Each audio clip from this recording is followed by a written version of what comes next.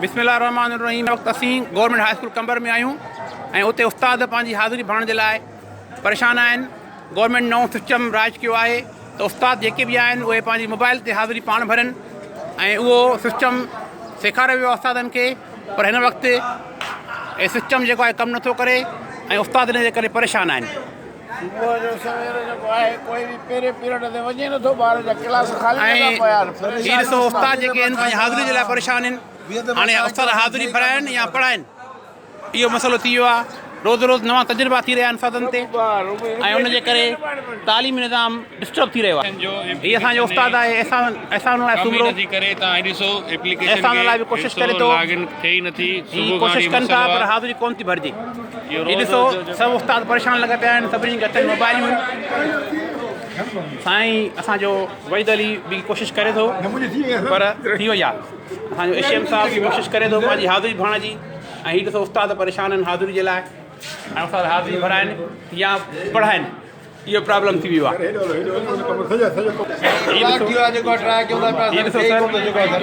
हीअ हाज़िरी सिस्टम जो नओं निज़ाम आयो आहे असां वटि उस्तादनि जे लाइ ऐं उस्ताद हाणे हाज़िरी भरनि या पढ़ाइनि। हीअ ॾिसो सिस्टम कोन थो हले। हा सर हले थो निज़ाम, नथो हले सिस्टम, हले थो नथो हले, बंदि आहे सिस्टम, बंदि आहे सर, हले थो नथो हले। हे ॾिसो नओं निज़ाम आयो आहे ऐं हर उस्ताद परेशान लॻो पियो आहे, सभिनी जे हथ में मोबाइल लॻी पियूं आहिनि ऐं सिस्टम हले बि कोन थो, नथो हले सिस्टम, नथो हले। असांजो बहितरीनु प्यारो उस्ताद साईं रहमतुल्लाह मेमण साहिब बि कोशिशि करे पियो पर अञा ताईं साईं जी बि अटेंडेंस कोन थी थिए। हीअ ॾिसो उस्ताद जेके आहिनि उहे कोशिशि कनि था पंहिंजी हाज़िरी भरण जी, पर उहा हाज़िरी कोन थी भरिजे। रोज़ानो तालीम खाते में नवां सिस्टम आणे करे उस्तादनि खे परेशान करे थो वञे। हालांकि असांजा उस्ताद जे साहिबान जेके आहिनि कोई ड्यूटी कनि था, पंहिंजो पढ़ाइनि बि था, पर उनजे बावजूदि बि उन्हनि खे रोज़ानो नयूं नयूं ॻाल्हियूं करे परेशान करे थो वञे। स्कूलनि में सहूलियतूं कोन्हनि, स्कूलनि में बेंचूं कोन्हनि, बाथरूम्स कोन्हनि, स्कूलनि में लाइब्रेरियूं कोन्हनि ऐं स्कूलनि में असांजी लेबॉरेटरियूं कोन्हनि, उन्हनि ते कोई ध्यानु कोन्हे।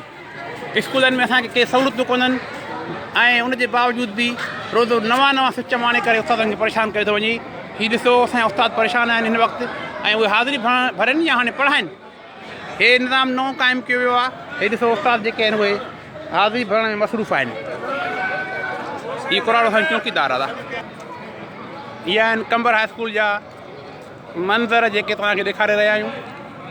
चो तरफ़ उस्ताद बीठा आहिनि ऐं कोशिशि कनि पिया त पंहिंजी हाज़िरी भरनि ऐं अचण महिल बि हाज़िरी भरणी आहे, स्कूल मां निकिरण महिल बि हाज़िरी पाण खे भरणी आहे मोबाइल ते।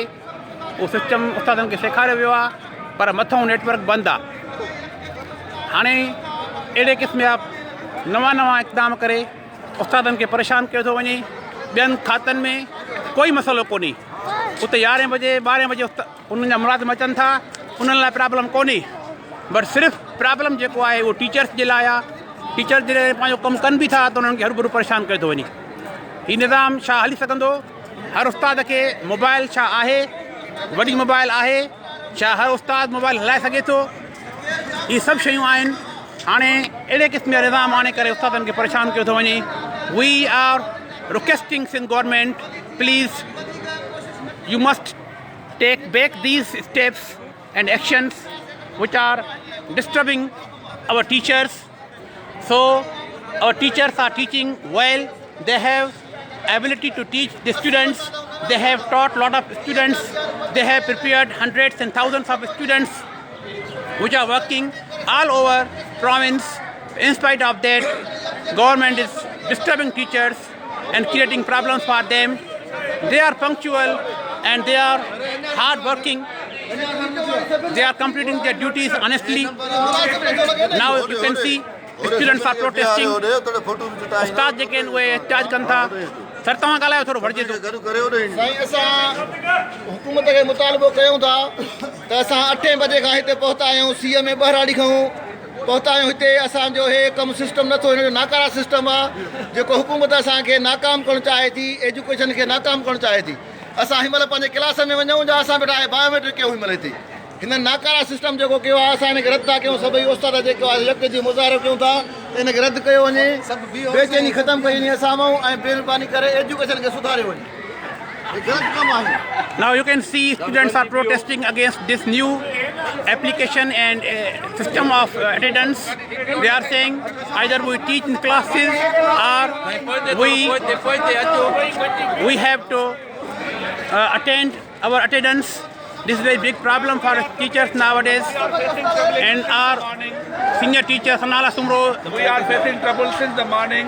No one happy today because of this situation. Okay, every teacher is trying to attend his attendance. Even then, there is no any result. Teachers are very disturbed due to this new system. They are saying that we are regular teachers. In spite of that, government is trying to create problems for us.